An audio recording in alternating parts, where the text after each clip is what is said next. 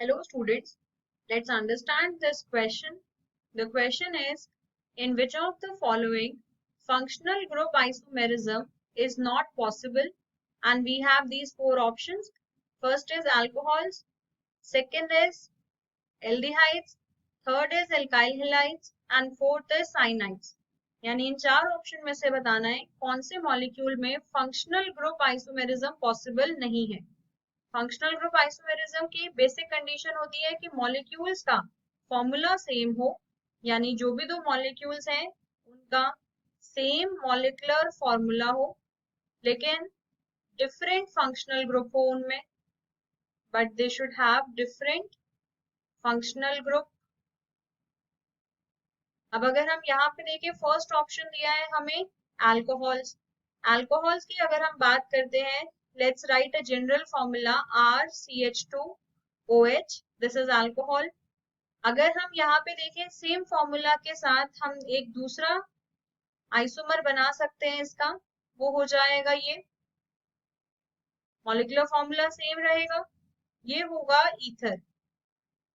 यानी alcohols and ethers they are functional isomers, क्योंकि molecular formula same है but functional group अलग है, जिसकी वजह से उनकी जो केमिकल प्रॉपर्टीज हैं वो डिफरेंट हो जाएंगी। नेक्स्ट अगर हम देखें, एल्डिहाइड्स गिवन है हमें, सो एल्डिहाइड्स की अगर हम बात करते हैं RCH2CHO। नाउ इफ वी सी, तो हम यहाँ से इसे कीटोन्स में भी कन्वर्ट कर सकते हैं, सेम मॉलिक्यूलर फॉर्मूला है, number of carbon hydrogen and oxygen atom same है, लेकिन ये एल्डिहाइड है and it is a ketone, तो इसमें भी फंक्शनल ग्रुप आइसोमेरिज्म पॉसिबल है। नेक्स्ट हमें ऑप्शन दिया है alkyl halide. Now if we see alkyl halide which is simply RX, now alkyl halides में फंक्शनल ग्रुप आइसोमेरिज्म पॉसिबल नहीं है, क्योंकि अगर एक हेलोजन लगा है तो उसको हम कुछ चेंज करके कोई दूसरा फंक्शनल ग्रुप नहीं बना सकते। यानी यहाँ पे हम बोल सकते हैं that the functional group isomerism, तो हमें हमारा आंसर तो मिल गया है। एक बार फोर्थ ऑप्शन भी देखते हैं। फोर्थ ऑप्शन हमें गिवन है साइनाइड्स। नाउ साइनाइड्स के लिए अगर हम देखें, इसमें भी फंक्शनल ग्रुप आइसोमेरिज्म पॉसिबल है। Like for example if we have RCN, this is cyanide. इसी का अगर हम देखें NC भी हो सकता है, यानी this is isocyanide. So they are functional group isomers, लेकिन हमें यही बताना था कि इसमें पॉसिबल नहीं है। सो that is in the case of alkyl halides which is given in the option C. So the correct option is C. Which of the following does not give yellow precipitate with AgNO3? And we have these four options. यानी हमें इन चार options में से बताना है कि ऐसा कौन सा मॉलिक्यूल है जो AgNO3 के साथ येलो प्रेसिपिटेट नहीं देगा, ये हमें बताना है। तो हम इसमें सबसे पहले तो ये समझते हैं कि येलो पीपीटी किस चीज का आएगा। हमारे पास यहाँ पे जो भी मॉलिक्यूल्स हैं उनमें आयोडाइड ग्रुप लगा हुआ है, यानी हम उसको टर्म कर सकते हैं RI की फॉर्म में, यानी हमारे पास ऐसा सिस्टम है। अगर हम इसको रिएक्ट कर रहे हैं विद AgNO3, तो ये सिस्टम ये I माइनस निकाल देगा। अगर ये I माइनस निकल जाता है तो ये Ag प्लस के साथ कंबाइन करेगा, यहाँ से माइनस ये प्लस, तो ये यहाँ से AgI फॉर्म करेगा जो येलो प्रेसिपिटेट फॉर्म करेगा। यानी बेसिकली हमें ये बताना है येलो प्रेसिपिटेट वो कंपाउंड देंगे जिनसे I माइनस आसानी से निकल जाए, एंड वो नहीं देगा येलो प्रेसिपिटेट जिसमें से I माइनस आसानी से ना निकल पाए। तो हमें वही मॉलिक्यूल ढूंढना है जिसमें I माइनस आसानी से ना निकले। तो अगर हम फर्स्ट ऑप्शन देखते हैं, फर्स्ट ऑप्शन में जो ग्रुप है, यहाँ पे इस कार्बन पे 3 मिथाइल ग्रुप्स हैं, फिर यहाँ पे एक ये CH2 है एंड देन I है। तो हम इसमें कंपेयर करेंगे कि अगर I माइनस निकल जाए तो जो चीज बनेगी वो कितनी स्टेबल है। तो अगर यहाँ से I माइनस निकालते हैं हम, तो लॉस ऑफ आयोडाइड, तो हमें मिलेगा क्या, हमें मिलेगा एक कार्बोकेटाइन, वो कार्बोकेटाइन कितना स्टेबल है इस पे डिपेंड करेगा कि I माइनस निकलेगा या नहीं.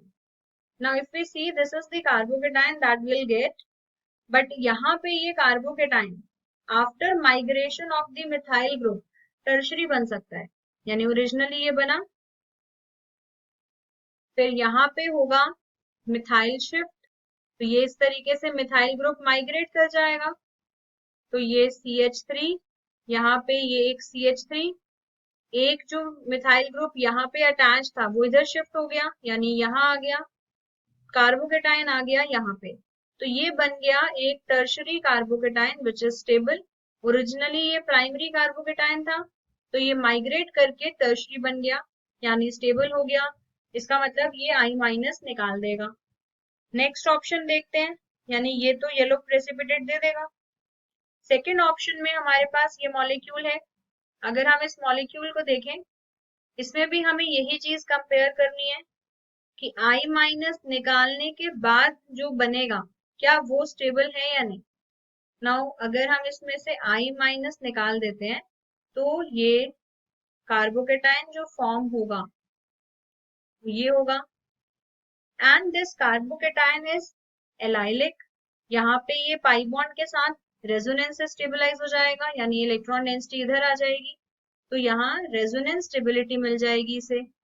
ये हो जाएगा कार्बोकेटाइन एंड यहाँ पे आ जाएगा डबल बॉन्ड CH2, यानी ये भी स्टेबल है.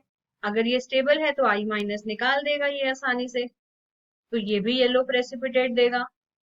नेक्स्ट ऑप्शन अगर हम देखें, हमारे पास जो ऑप्शन है वो ये है. इस केस में ये जो आयोडीन है ये एक sp2 हाइब्रिडाइज यानी डबली बॉन्डेड कार्बन के साथ अटैच्ड है, तो अगर हम यहाँ पे इसे कंपेयर करते हैं तो we have CH2 double bond CH, यहाँ पे I है, एंड अगर हम देखें यहाँ पे ये मिथाइल ग्रुप था हमारे पास, तो यहाँ पे H हटा के हम मिथाइल ग्रुप लगा देते हैं, rather it is a methyl group. But उससे कोई फर्क नहीं पड़ेगा, क्योंकि अगर हम यहाँ से I माइनस निकालते हैं यानी ये I माइनस निकल जाएगा, तो इस कार्बन पे पॉजिटिव आएगा, एंड ये कार्बन अपने ऊपर पॉजिटिव टॉलरेट नहीं कर पाएगा, क्योंकि ये एक sp हाइब्रिडाइज्ड कार्बन था एंड ये मोर इलेक्ट्रोनेगेटिव था, इसके ऊपर प्लस स्टेबल नहीं है, यानी नॉट स्टेबल, यानी ये आसानी से I माइनस नहीं निकालेगा. अगर I माइनस नहीं निकलेगा तो पीपीटी भी नहीं बनेगा, सो नो येलो पीपीटी. तो इस केस में कोई प्रेसिपिटेट नहीं बनता, तो हमें हमारा आंसर मिल गया है. फिर भी हम एक बार लास्ट ऑप्शन देख लेते हैं. लास्ट ऑप्शन हमारे पास ये है, इसको कंसिडर करते हैं, क्या इससे आयोडीन निकल सकता है या नहीं. तो हमारे पास जो मॉलिक्यूल है that has a benzene ring, and यहाँ पे जो कार्बन है यानी बेंजाइलिक पोजीशन पे we have iodine and here we have the CH3 group. अब यहाँ से अगर I माइनस हम निकाल दें तो ये कार्बोकेटाइन जो बनेगा ये होगा बेंजाइलिक पोजीशन पे, एंड उसके साथ एक मिथाइल ग्रुप भी लगा हुआ है, यानी ये इसके हाइपर कॉन्जुगेशन और इंडक्टिव इफेक्ट से भी स्टेबल होगा, एंड बेंजीन रिंग में रेजोनेंस से भी स्टेबल होगा, यानी ये बहुत ज्यादा स्टेबल सिस्टम है. तो ये तो आसानी से I निकाल ही देगा, तो इसमें भी स्टेबिलिटी आ जाएगी. यानी कौन से केस में स्टेबिलिटी नहीं आ रही है, सिर्फ थर्ड केस में. यानी अगर हम ऑप्शंस देखें तो ये जो थर्ड केस है यही आसानी से आयोडीन नहीं निकालेगा, तो इसी में पीपीटी हमें नहीं मिलेगा. So that is C option. So we can say that the correct option is C. Which of the following does not show geometrical isomerism? And we have these four options. First is 1,2-dichloro 1-pentene. Second is 1,3-dichloro 2-pentene. Third is 1,1-dichloro 1-pentene. And fourth option is 1,4-dichloro 2-pentene. यानी हमें इन चार options में से बताना है कौन सा ऐसा मॉलिक्यूल है जो ज्योमेट्रिकल आइसोमेरिज्म शो नहीं कर सकता. So in this question we have been given to find out whether the molecule can show geometrical isomerism or not. तो अगर हम यहाँ पे देखें फर्स्ट मॉलिक्यूल जो हमें गिवन है दैट इज 1,2 डाइक्लोरो 1-पेंटीन। तो अगर हम इसका स्ट्रक्चर बनाते हैं तो हमारे पास 5 कार्बन एटम्स हैं। 1 पोजीशन पे we have a double bond and 1-2 position पे वी हैव Cl ग्रुप्स, यानी यहाँ पे एक Cl होगा, एक H होगा एंड यहाँ पे भी एक Cl होगा और एक ये यहाँ पे प्रोपाइल ग्रुप। सो ये अगर डबल बॉन्ड के क्रॉस हम देखते हैं तो इस मॉलिक्यूल में ज्योमेट्रिकल आइसोमेरिज्म पॉसिबल है।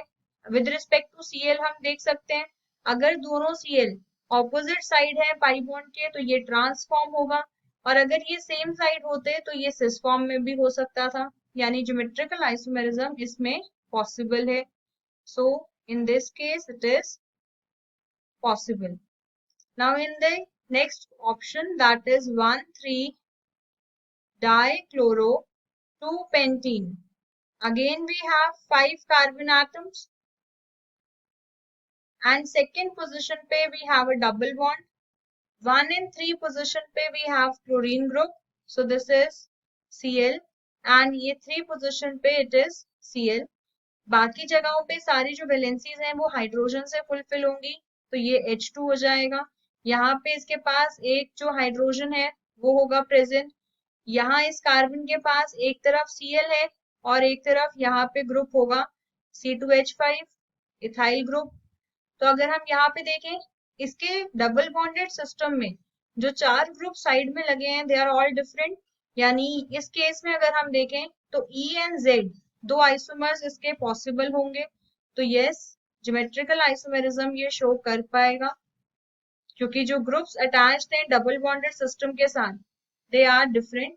एटलीस्ट जो एक कार्बन है उस पे जो ग्रुप्स लगे हैं वो डिफरेंट होने चाहिए। ये बेसिक कंडीशन होती है ज्योमेट्रिकल आइसोमेरिज्म की जो यहाँ पे फॉलो होगी। अगर हम नेक्स्ट ऑप्शन देखें C, now C option is 1,1 dichloro pentene. So 1,1 dichloro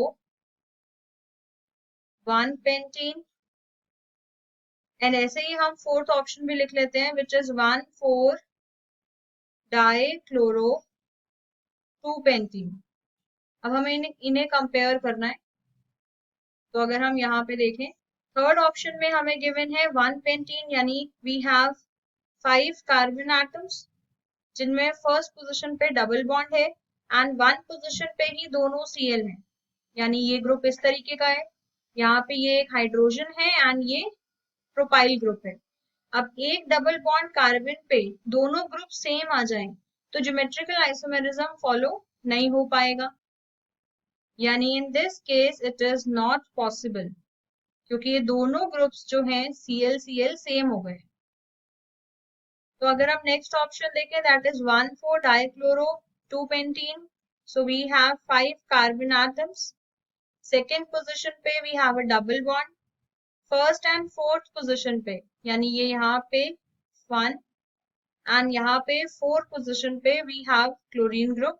अब अगर हम इसके अकॉर्डिंग देखें तो हमारे पास इन कार्बन पे एक एक हाइड्रोजन भी है। So on that basis groups जो हैं वो डिफरेंट हो जाएंगे एंड अगर डिफरेंट ग्रुप्स हो एक कार्बन पे तो ज्योमेट्रिकल आइसोमेरिज्म पॉसिबल होता है, यानी इस केस में भी पॉसिबिलिटी है। किसमें पॉसिबल नहीं था? ऑप्शन सी में, यानी correct option is C. The most stable conformation of N-butyl chloride is, and we have these 4 options. हमें बताना है इनमें से सबसे ज्यादा स्टेबल कॉन्फर्मेशन कौन सी है N-butyl chloride की। तो हमें इनमें से सबसे ज्यादा स्टेबल कॉन्फर्मर बताना है। तो अगर हम यहाँ पे सारे ऑप्शंस देखते हैं तो हमें ये समझना है सबसे पहली बात, जहां पे रिपल्शन सबसे कम होगी वो सबसे ज्यादा स्टेबल फॉर्म होगा। यानी अगर हम यहाँ देखें बी ऑप्शन में और डी ऑप्शन में तो ये ग्रुप्स बिल्कुल सामने सामने है। बी में तो बल्कि ग्रुप्स बिल्कुल सामने सामने है, रिपल्शंस बहुत ज्यादा होंगी। इस केस में बल्कि ग्रुप्स तो सामने सामने नहीं है लेकिन फिर भी हाइड्रोजन और मिथाइल तो है, यानी यहाँ भी रिपल्शंस होंगी, यानी ये स्टेबल फॉर्म नहीं है। इन दोनों केस में ग्रुप सामने से बिल्कुल नहीं है, तो इनमें स्टेबिलिटी हो सकती है कंपैरेटिवली ज्यादा। अब इनमें से कंपेयर करते हैं तो ज्यादा स्टेबल होगा जो कॉन्फर्मर ए में गिवन है, क्योंकि उसमें बल्कि ग्रुप्स बिल्कुल मैक्सिमम डिस्टेंस पे हैं, यानी they are farthest of all the options, यानी जितना दूर होंगे ग्रुप्स उतना ज्यादा स्टेबिलिटी आएगी। तो अगर हम यहाँ पे देखें तो जो कॉन्फर्मर हमें इस ए ऑप्शन में गिवन है, यहाँ पे ये बल्कि ग्रुप्स, ये दोनों methyl groups, they are farthest, यानी जितना दूर होंगे उतनी इनमें होंगी less repulsions, as a result they will be stable. तो सबसे ज्यादा स्टेबल कॉन्फर्मर ये है जो ए ऑप्शन में गिवन है। That means the correct option is A. We have an assertion and reason statement. Assertion is iodoform gives precipitate with silver nitrate on heating, while chloroform does not. And reason statement is that carbon iodine bond is less stable than carbon and chlorine bond. So on the basis of the assertion and reason statement, we have to match the correct option. First option is both assertion and reason are true, and reason is the correct explanation of assertion. Second option, both assertion and reason are true, but reason is not the correct explanation of assertion. Third option is assertion is true, but reason is false. Fourth option is assertion is false, but reason is true. यानी हमें इन चार options में से correct option बताना है. So, in this question, we have been given if we react iodoform with AgNO3, we get a precipitate, but if we react AgNO3 with chloroform, then we do not get any precipitate. तो ये हमें question में given है, हमें इसको देखना है कि इसका करेक्ट रीजन क्या है, या ये स्टेटमेंट सही भी है या नहीं. सो इफ वी सी, जब हम आइडोफॉर्म को रिएक्ट करते हैं सिल्वर नाइट्रेट के साथ, तो यहां से सिल्वर आयोडाइड फॉर्म होगा विच इज AgI. तो ये येलो कलर का प्रेसिपिटेट बनता है जो हमें यहाँ पे मिल जाएगा. एंड अगर हम क्लोरोफॉर्म के साथ रिएक्शन करते हैं तो हमें प्रेसिपिटेट नहीं मिलता, क्योंकि आइडोफॉर्म में जो बॉन्ड है वो है कार्बन आयोडीन, एंड अगर हम कंपेयर करते हैं क्लोरोफॉर्म को, the bond is carbon and Cl. Now carbon Cl bond is shorter bond and it is a bit stronger bond as compared to the carbon iodine bond. ये comparatively weaker bond है, तो ये आसानी से टूट जाएगा, यानी ये यहाँ से आयोडीन निकाल सकता है. ये उसके कंपैरिजन में थोड़ा स्ट्रॉन्ग बॉन्ड है, तो यहाँ से Cl माइनस नहीं निकल पाएगा, यानी हम बोल सकते हैं कि ये लेस स्टेबल है क्योंकि ये वीकर बॉन्ड है. So it is less stable. That is why हमें क्लोरोफॉर्म से प्रेसिपिटेट नहीं मिलता एंड आइडोफॉर्म से मिल जाता है. तो अगर हम यहाँ पे देखें, असर्शन स्टेटमेंट बिल्कुल सही है एंड रीजन स्टेटमेंट भी सही है, that Ci bond is less stable then CCl bond, यानी दोनों स्टेटमेंट सही है एंड ये इसका करेक्ट रीजन भी है. That means the correct option is A, that the assertion and reason are true and reason is the correct explanation also. So the correct option is A. I hope it is clear to you now. Thank you.